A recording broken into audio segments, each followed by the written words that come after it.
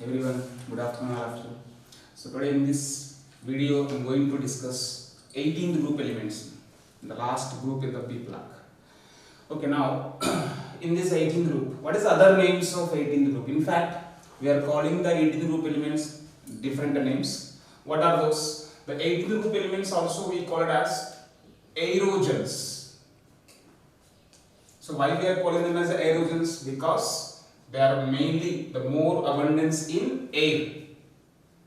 So they are present more abundant in air. That is why we are calling them as aerogens. And these are also we call it as noble gases. Noble gases. Why we are calling them as noble gases? Because of their similarity with the noble metals. So similarity with the noble metals like gold and platinum. As like gold and platinum, they are generally less reactive. As like gold and platinum, these gases also less reactive. That is why noble gases we are calling. And these 18 group elements also we call them as rare earths. Rare gases. Actually, it's not rare earths, rare gases. Why? Because they are very rarely they are present in the earth crust, in the air. That is why we are calling them as rare gases. Also, we call it as zero group elements, because their oxidation state is 0. Okay, and also we call them as inert gases. Inert gases, because of their less reactivity. Because of their less reactivity or inertness, we are calling them as inert gases. So these are the different names. These all are nothing but 18th group only. Okay. Okay. Now let us move to the elements. What are the elements we generally call it as 18th group? So under the 18th group, helium, neon, argon, krypton, xenon and radon. So total 6 elements are coming under 18th group. Radon is a radioactive element. Radon is radioactive element. So remaining, and one more thing, coming to the abundancy of these elements. All these elements except radon,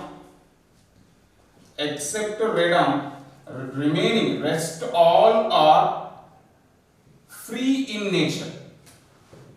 They won't participate in compounds, no? So they always be present in the free form in the nature. But radon is a radioactive element. That is why except radon, remaining all are present in free in the nature. Coming to the abundancy, argon is the cheapest gas. Cheapest gas, don't think that it cost. Okay, cheapest gas means more abundant gas. Okay, argon is a gas which is more abundant gas. And when you compare the abundances of these gases, so with volumes, if you consider abundancy by their volumes, argon is the highest, and then neon, and then helium, then krypton, then xenon. Okay, helium is at the middle when you take volumes. But when you take the masses, abundances by their masses, as we know helium having the lowest atomic masses, so in case of abundancy by their masses, helium will be lost. Okay, so that is argon, neon, krypton, xenon and helium will come at last because of their lowest atomic masses. Okay, so this is about the abundances by their volumes, by their masses. Next one. In case of helium, we can liquefy these gases. We can liquefy by external conditions. Okay, we can liquefy. Helium if you take liquid helium liquid is a highly volatile liquid. It is a highly volatile liquid. Okay, and one more thing, this liquid helium having a speciality that it can even penetrate through the glass and rubber also. That is why we should not keep this liquid helium in, we should not store it glasses or rubber. Okay, they can go through glass, rubber, etc. Okay, so that is why we should not store this liquid helium within the glass containers or rubber containers. And one more thing, usually this helium we can liquefy. So we can, it's a boiling point. Suppose if you take a boiling point of this one, so this is nearly 4.2 kelvins. The boiling point of this one is 4.2 kelvins. If the temperature is less than 2.2 kelvins, okay, 2.2 kelvins, then this helium will come out as a helium-2 gas. And this helium-2 has a speciality. What is that? Usually if you drop any liquid, suppose if you pour the water or mercury, whatever it may, if you pour any liquid, to which direction they will flow? Usually downward flow. But this helium, if you pour the helium liquid here, instead of downward movement, it will make upward movement. That is the speciality of helium-2. Okay, so it is having, because of its highly volatile liquid, a volatile nature. Okay, it do upward flow. Okay, that is the speciality of this helium-2. Next, coming to the discovery. Who discovered these noble gases? These noble gases have been discovered by Ramsay and Rayleigh. So because of the discovery of this, they awarded by the Nobel Prize. They got the Nobel Prize also. So the discovery of noble gases by Ramsay and Rayleigh, and because of the discovery they got the Nobel Prize. Okay, next coming to the reactivity, now coming to the periodic properties. Chemical reactivity, periodic properties. If you see, first of all, what about the atomic sizes?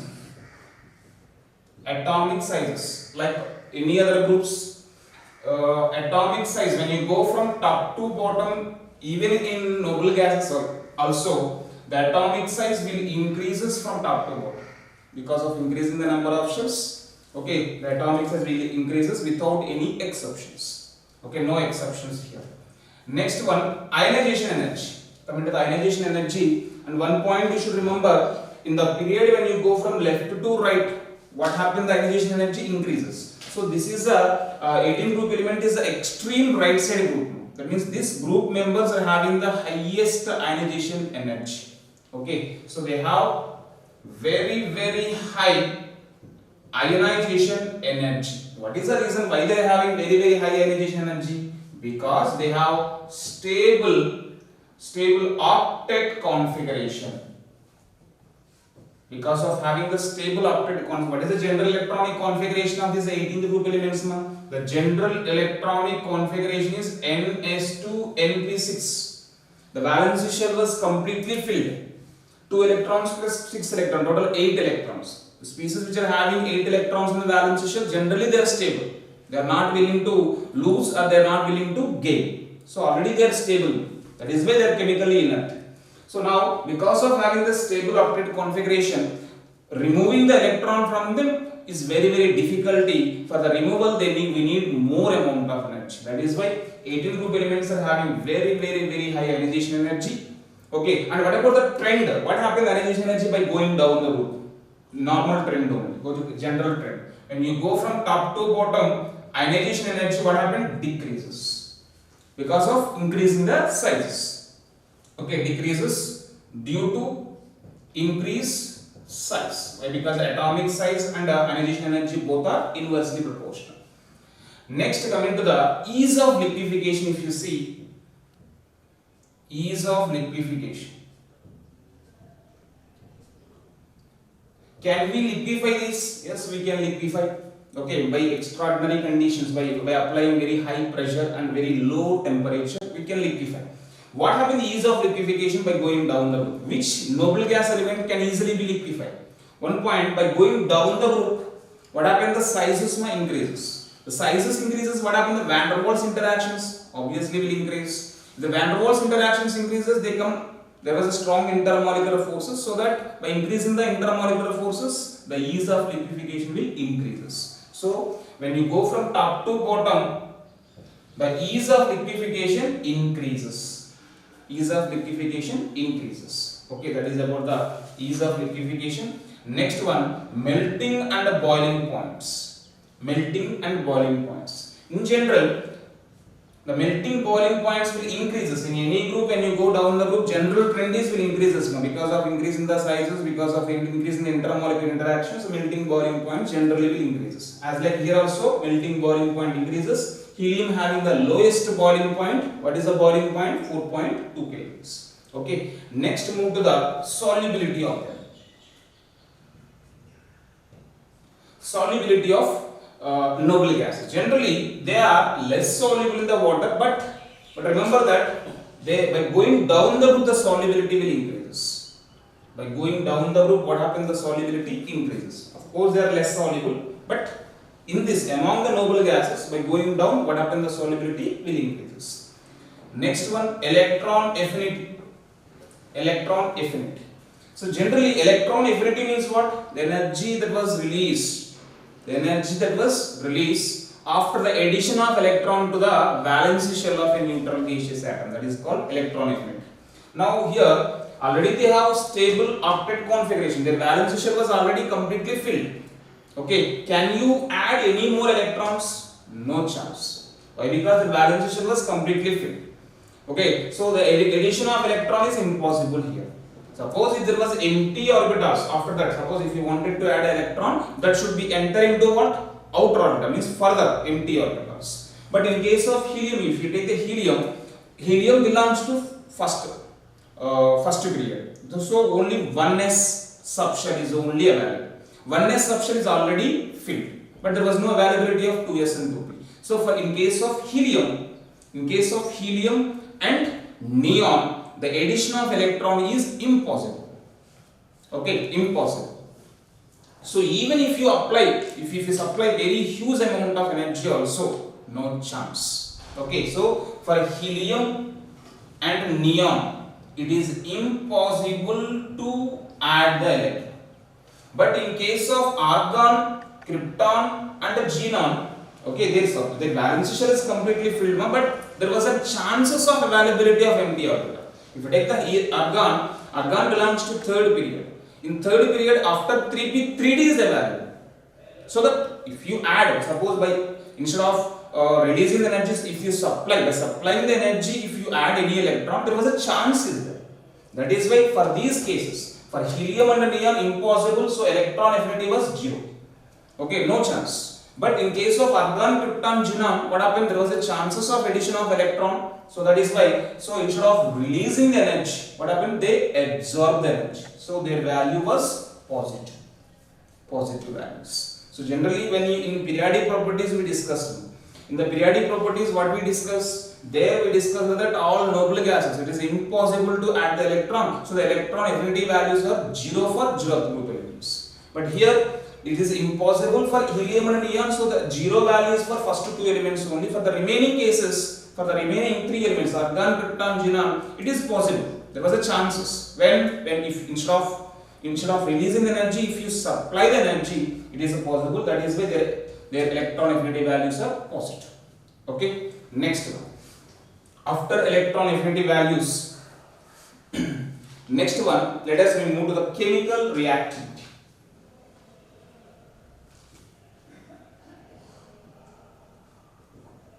Chemical reactivity.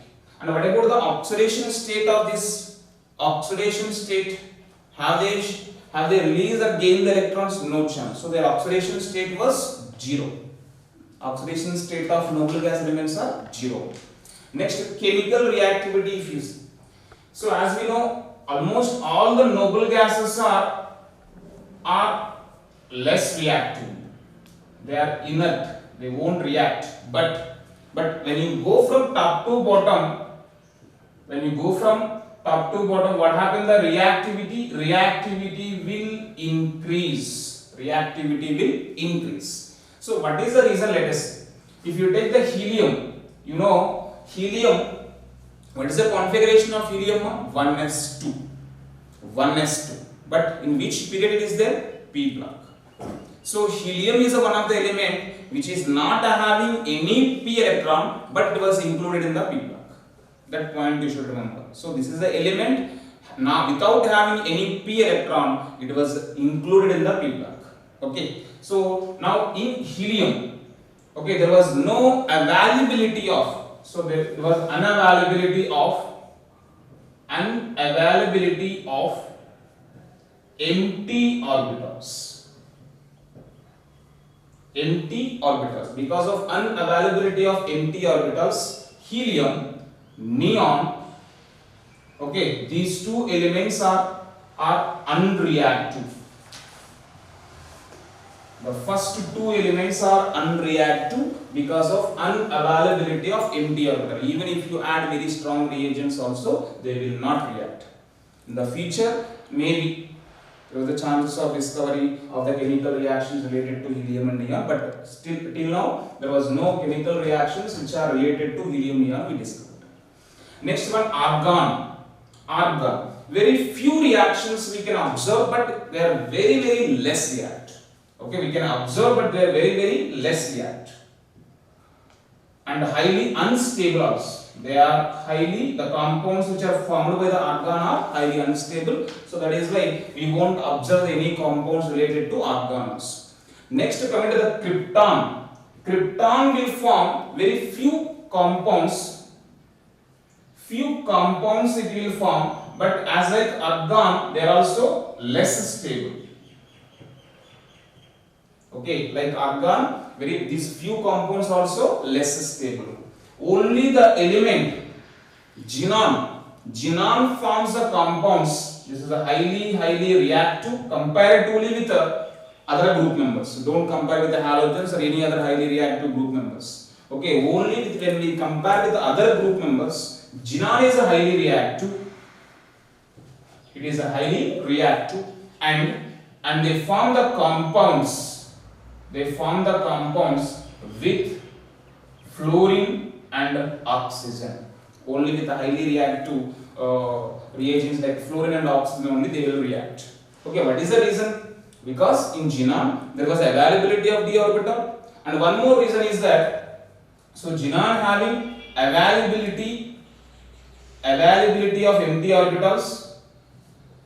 This is one reason. And one more reason is it has very less ionization energy. So in the group, by going down the group, ionization energy will decrease. So because of these two reasons, xenon is somewhat reactive towards highly active reagents like fluorine and oxygen. Let us see the compounds of xenon.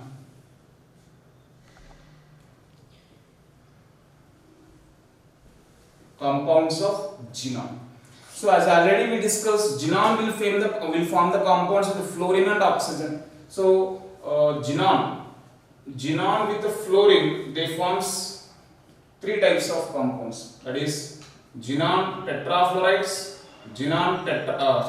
difluorides, tetrafluorides, hexafluorides. Total three types of fluorides with fluorine. Whereas with oxygen, xenon will form two types of compounds, that is HCO2, HCO3 and HCO4. Okay, some oxyfluorides also we can observe. What are the oxyfluorides? That is HCO2 plus F2. When the xenon combined with oxygen and fluorine, we can observe HCO2 F2, HCOF4. Okay, so these are the compounds of xenon. Total 3 plus 2 plus 2. Total 7 compounds we can observe. Let us see the preparation methods of fluorides of xenon. Let us see.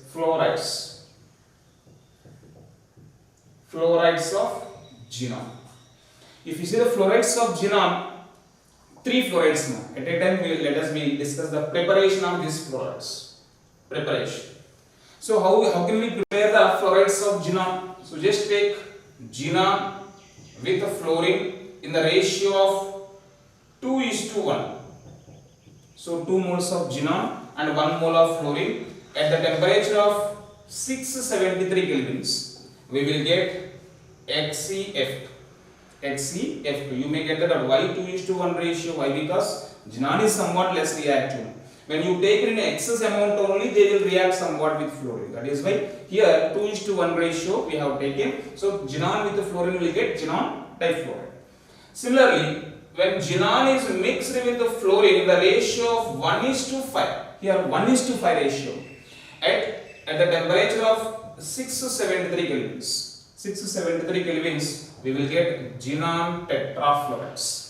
Similarly, when the xenon reacts with the fluorine in the ratio of 1:20, when we mix them in the 1:20 ratio at 673 kelvins and 50 to 60 atmospheric pressure, when we maintain the pressure of 50 to 60 atmospheric pressure, we will get xenon hexafluorides. Like this, we can prepare xenon fluorides. So this is the preparation methods. Next, coming to the properties related to the fluorides. Let us see properties.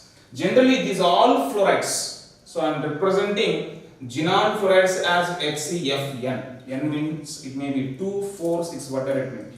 So these xenon fluorides we can use as fluorinating agents. Fluorinating agents, as like OF2, O2F2, how we are using them as a fluorinating agents. Here HCFN, fluorides of xenon, also we can use it as what? Fluorinating agents. Like for example, ammonia is there. We wanted to fluorinate the ammonia. We just add HCFN. We will get NH4F plus in presence of water. So some other byproducts will come. So like this, we can easily fluorinate the other compounds. So main thing, we are using them as fluorinating agents. Next one, these are xenon fluorides. We can use it as oxidizing agents also. Oxidizing agents. We can use them as oxidizing agents. How can we use them as oxidizing agents? For example, you take H2S. To this you add HCF2. So now what happened? This H2 and the fluorine, they will form HF and the xenon and the sulfur. That means it is oxidizing what? H2S into sulfur. No? Okay, so like this, they can use it as what? Oxidizing agents. Next one, on hydrolysis. On hydrolysis, what happened? Okay, let us see here. On hydrolysis, when HCF2 on hydrolysis, okay, 2 moles if you take, then we will get 2 moles of xenon and 4 moles of HF and 1 mole of O2 gas will produces. So xenon fluorides on hydrolysis, what we are getting HF gas and O2 gas and Xe. Combination of xenon, HF, O2 will produce. Remember that. Suppose if you hydrolyze xenon tetrafluorides, okay, see we will get xenon trioxide HCO3 in addition to the above 3. That means we will get Xe, HF and O2. In addition to the above 3 products, we are getting extra HCO3. Let us see how. Suppose if you take 6 moles and 12 moles of here, so 2 moles of xenon will come out as what? HCO3, and remaining 24, 4 and how many of oxygen? 6 moles of oxygen. Sorry, 3 moles of oxygen will come. So like this, we can easily hydrolyze xenon tetrafluorides. Tetrafluorides on hydrolysis, we will get xenon trioxide and the above 3 products. Okay, that is 4 moles of xenon, 24 moles of HF and 3 moles of O2. So remember that. Next one, if you hydrolyze, suppose actually if if you hydrolyze the xenon hexafluoride HCF6, so this on hydrolysis, okay, we will get directly HCO3 and 3 moles of H2. Okay, difluorides on a hydrolysis will get xenon plus HF and O2. Tetrafluorides on hydrolysis we get HCO, the xenon trioxide, and xenon HF and O2. Whereas xenon hexafluorides on hydrolysis only 2 products will come, that is xenon trioxide and water. Here one point you should remember, that is tetrafluorides and hexafluorides. These 2 compounds on hydrolysis we get a xenon trioxide. So these are the one of the method of preparation of xenon trioxide also. And one more thing, the hydrolysis of both tetrafluorides and hexafluorides both are stepwise hydrolysis. Let us see how the stepwise hydrolysis. Suppose if you take HCF4, let us see the stepwise hydrolysis of HCF4. Suppose if you hydrolyze HCF4, first of all, what happened? HCF4 in the first step, the 2 hydrogens will go and replace, will react with the 2 fluorines. You will get HCOF2 and 2HF will go. 2HF will go. So in the first step, HCF4 gives what? Xenon oxy difluoride will go. Next one, this HCOF2, this on hydrolysis, this on further hydrolysis, now we are getting HCO3. This is a 2-step hydrolysis. HCF4 hydrolysis is 2-step hydrolysis. Whereas HCF6 if you take, HCF6 hexafluoride if you take, HCF6, this on hydrolysis, okay, each time 2 fluorines will replace. So first we will get HCOF4 plus 2HF will remove out. Okay, next this HCOF4 on hydrolysis, again 2 more hydrogens will go and react with the fluorines and will give HCO2F2. Okay, and here 2HF will go, and this HCO2F2 on further hydrolysis, now these 2 hydrogens will go and remove the 2 fluorines. So finally HCO2F2 becomes what? HCO3. So total how many steps? 3-step process. 1, 2, 3. 3-step process. This is a 2-step process and this is a 3-step process. Okay, anyhow, both xenon tetrafluorides and hexafluorides on hydrolysis we get HCO3 as a final product. In between, HCOF2, HCOF4 and HCO2F3 as produced as what? Intermediate products. Okay, so this is about the tetrafluorides and hexafluorides. And one more point you should remember, we should not store the xenon hexafluorides in silica glass, that means glass. What is the reason? See, same as like here. Here, when you store the HCF6 in silica glass means SiO2, no? SiO2. Now what happened? This SiO2 will go and will react with this HCF6. Okay, and they produces, and this SiO2 will come out as what? SiF4. Okay, and it will come out as what? HCOF4. So 2 moles if you take, and SiF4 will eliminate. One SiF4 have been eliminated. So every time after the addition of one silica to hexafluoride, same as like above in the hydrolysis process, one oxygen will come here. Meanwhile, the silica will come out as what? Silicon tetrafluoride. Next, for example, to this one, if you add one more SiO2, now what happened? This out of 8, 4 fluorines will come out as what? SiF4. These 2 oxygens will enter into it. It becomes what? 2 moles of HCO2F2 will come out. And this on further, suppose if you add one more silica, again finally 2 moles of HCO3, and this SiO2 again will come out as what? SiF4. So the hydrolysis process and the reaction with the silica almost be same, but the silica will come out as what? Silicon tetrafluoride.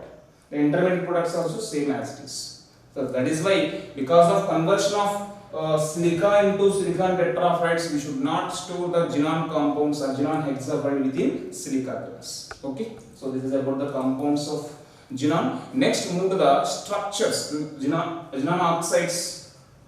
Actually, xenon tetroxide is unstable. Okay, unstable compounds. Even at a room temperature also they will be decomposed. That is why not necessary of discussion. And XeO3, you know already how to prepare XeO. XeO3, we know already how to prepare the XeO3.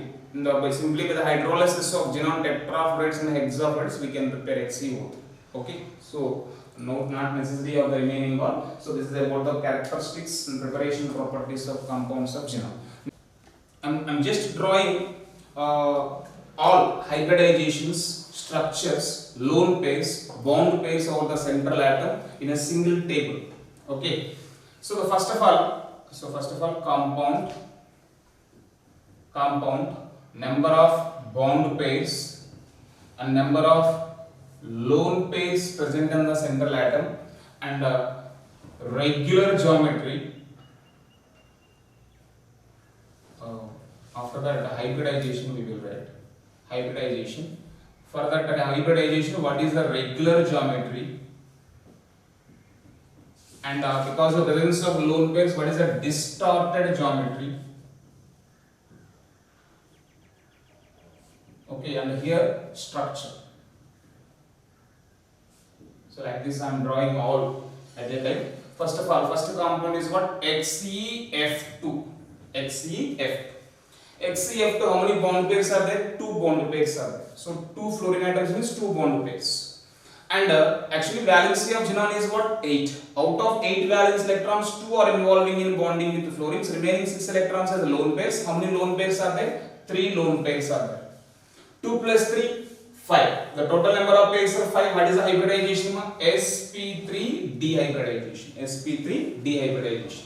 Regular geometry is trigonal bipyramidal.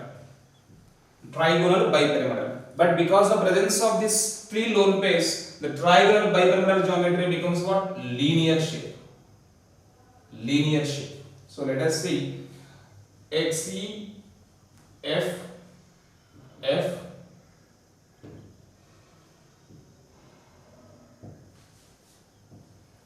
So that is the structure of XeF. Next one, XeF4. See here total 4 fluorine atoms are there. So the total number of bond pairs are 4. Out of 8, 4 are involving in bonding. Remaining 4 electrons as a lone pair. So the 2 lone pairs are there. 4 plus 2, 6. 6 means sp3d2 hybridization. sp3d2. And sp3d2 means regular geometry is octahedral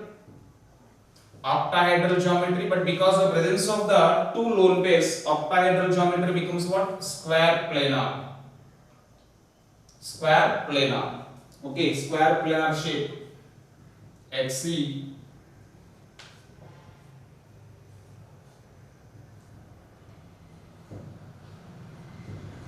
That is about the XeF4 structure.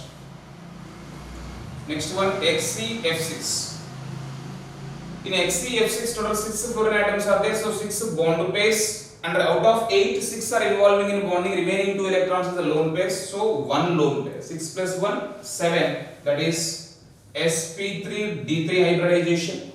So the regular geometry is what? Pentagonal bipyramidal geometry.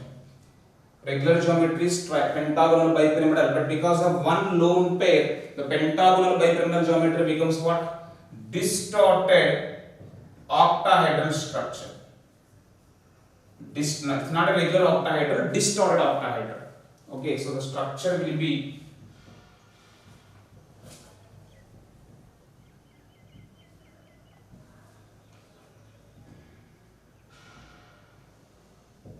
because of this lone pair, it becomes what? Distorted octahedral structure. Next one, coming to the oxides, XeO3, let us see. In XeO3, as we know, oxygen is a bivalent one, whereas the fluorine halogens are monovalent. That is why every halogen will get 1 electron. But oxygen is a bivalent. Total, how many bivalent oxygens are there? 3 are there. 3 to the 6. So out of 8 valence electrons, 6 valence electrons have been utilized by oxygen. So total 3 sigma bond, 3 bond pairs, and one lone pair. 3 bond pairs and one lone pair. Total 3 plus 1 4, that is sp3 hybridization. sp3 hybridization. sp3 regular geometry is what? Tetrahedral structure, but because of presence of one lone pair, tetrahedral shape becomes what? Pyramidal shape. So that is why Xe double bond O, double bond O, double bond O, lone pair of electrons. It has total 3 sigma bonds and 3 pi bonds. Next one, XeO4. If you take the XeO4, total 4 2s are 8. All 8 electrons have been utilized by the oxygen. So total 4 sigma bonds, 0 lone pairs.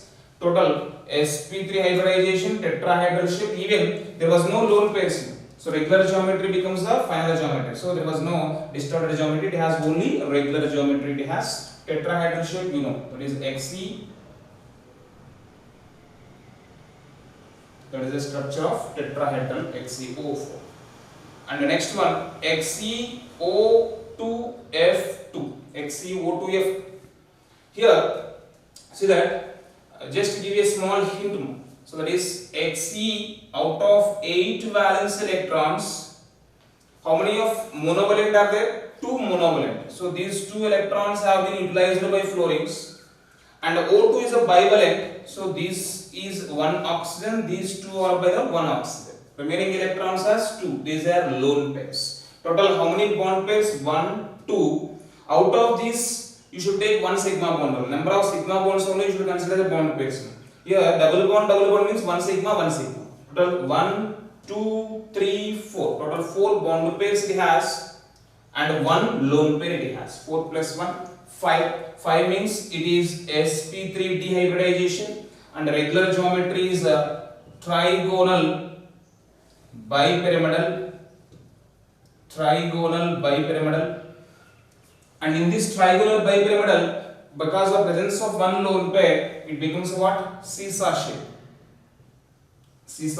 So structure will be Xe.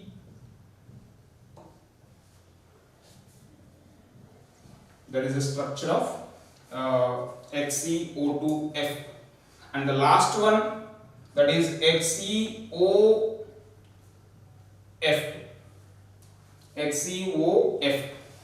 What is the compounds we are getting? XeOF4.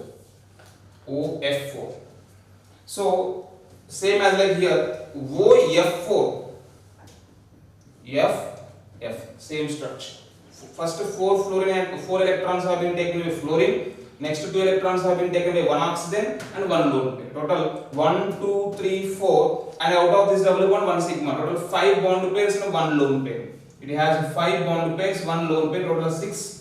That is sp3d2 hybridization. sp3d2 hybridization regular geometry is octahedral. Okay, but because of presence of 1 lone pair, it becomes what? Square pyramidal shape. So square pyramidal shape means Xe.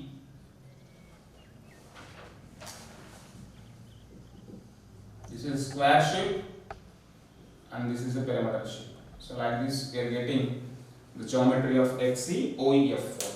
So I hope the structures and the preparation methods of compounds of xenon, I think you are clear. The remaining uses of noble gases are there. Uses of helium, neon, argon, krypton. Okay, that was clearly given in the NCERT.